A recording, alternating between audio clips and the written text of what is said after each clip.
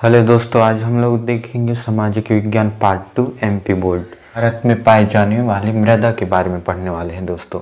तो इसमें पहला टॉपिक है हमारा मृदा के निर्माण की प्रक्रिया कि मृदा कैसा, मिट्टी कैसा निर्माण होता है इसका कैसा प्रक्रिया, कैसा प्रोसेस है, उसको पढ़ेंगे हम पहला में। उसके बाद सेकेंड में है मृदा के प्रकार, मृदा या मिट्टी कितने प्रकार के हैं उसे देखेंगे हम दूसरा टॉपिक में। उसके बाद तीसरा में मृदा की संरक्षण एवं जरूरी, मृदा को कैसे सुरक्षित रखा जाता है या उसका संरक्षण कैसे करें, और फिर उसका जरूरी मृदा हमारे लिए क्या के लिए जरूरी है।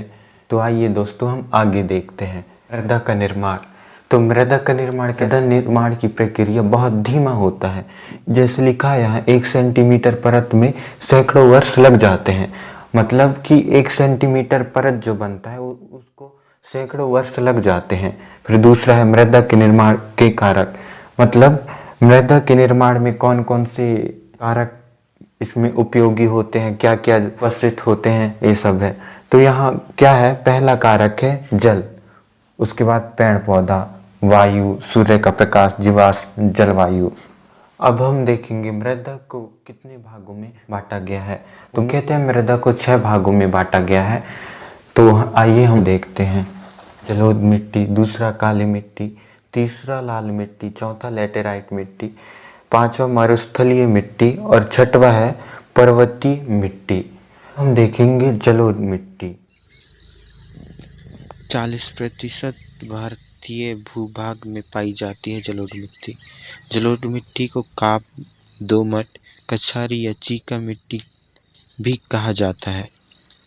जलोढ़ मिट्टी में नाइट्रोजन, फास्फोरस और वनस्पति अंशों की कमी होती है, परंतु पोटास और चूना पर्याप्त मात्रा में पाया जाता है। जलोढ़ मिट्टी के बारीक कणों को जलोढ़क कहते हैं और यह रेतगाद चीका मिट्टी से मिलकर बना होता है। यह मिट्टी हिमालय से निकलने वाली बड़ी नदियों सतलज, गंगा एवं ब्रह्मपुत्र और उनकी सहायक नदियों द्वारा बहाकर लाई जाती है। जलोढ़ मिट्टी मुख्यतः पंजाब, हरियाणा, उत्तर प्रदेश, उत्तराखंड, बिहार, पश्चिम बंगाल, असम, मेघालय, उत्तर पूर्वी राजस्थान, दक्षिण भारत में गोदावरी, कृष्णा, कावेरी के डेल्टा भागों, पूर्वी एवं पश्चिमी समुद्र तटीय मैदानों, नर्मदा और ताप्ती नदियों की घाटियों में पाया जाता है। यह मिट्टी सबसे उपजाऊ मिट्टी होता है। अब हम देखेंगे काली मिट्टी। काली मिट्टी रेगुर या कपास वाली काली मिट्टी भी कहा जाता है। काली मिट्टी, इसका रंग गहरा काला होता है, कपास की खेती के लिए उपयुक्त होता है। जल धारण करने की शक्ति सबसे अधिक होती है। इस मिट्टी में मुख्यतः कैल्शियम कार्बोनेट, मैग्नीशियम, एल्युमिनियम तथा लोहा पर्याप्त मात्रा में होता है, परंतु फास्फोरस, नाइट्रोजन का अभाव होता है। भारत में यह मिट्टी गुजरात से मध्य प्रदेश के अमरकंटक तक और कर्नाटक के बेलगांव से मध्य प्रदेश के गुना तक पाई जाती है। महाराष्ट्र के विदर्भ, खानदेश एवं मराठवाड़ा, कर्नाटक की उत्तरी जिलों में, आंध्र प्रदेश के दक्षिण तटवर्ती भाग में, तमिलनाडु और राजस्थान के कुछ देशों में, उत्तर प्रदेश के बुंदेलखंड संभाग में। यह मिट्टी कपास और दालों आदि की खेती के लिए अत्यधिक उपयोगी होता है। अब हम देखेंगे लाल मिट्टी। लाल मिट्टी को पीली मिट्टी के नाम से भी जाना जाता है। लाल मिट्टी, यह मिट्टी शुष्क और प्राचीन क्रिस्टलों, शैलों, परिवर्तित चट्टानों की टूट-फूट से बनती है।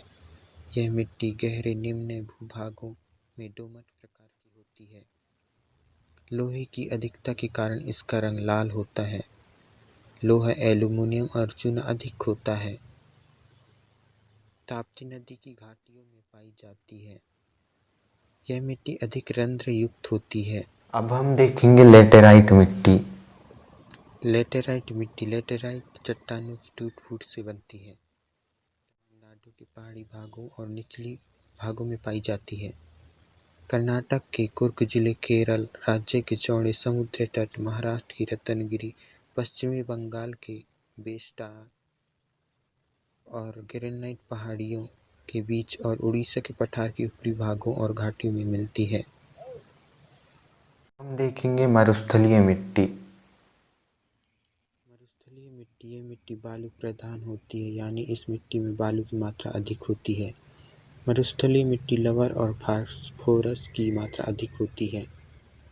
पश्चिमी राजस्थान, गुजरात, दक्षिणी पंजाब, दक्षिणी हरियाणा और पश्चिमी उत्तर प्रदेश में मिलती है।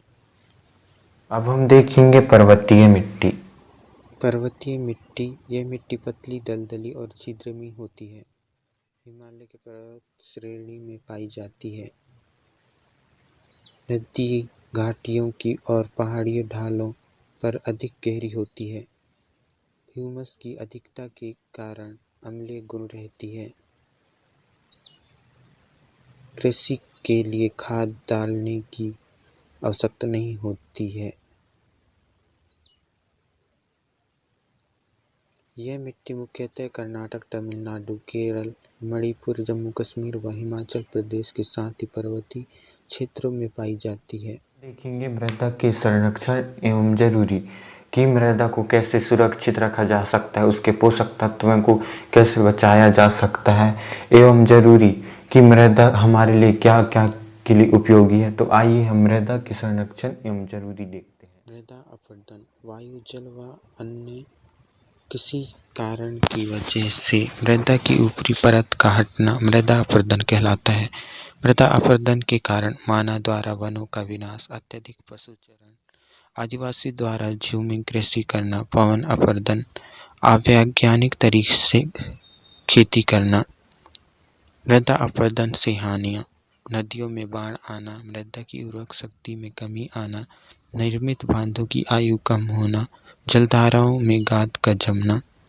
मृदा संरक्षण: पर्वतीय ढालों पर पेड़ लगाना, रेखीय जुताई व पट्टीदार कृषि करके, पहाड़ी एवं पर्वतीय क्षेत्रों में सीढ़ीदार खेती करके, पतली जमीन पर वनस्पति का आवरण करके, अत्यधिक वृक्षारोपण करके।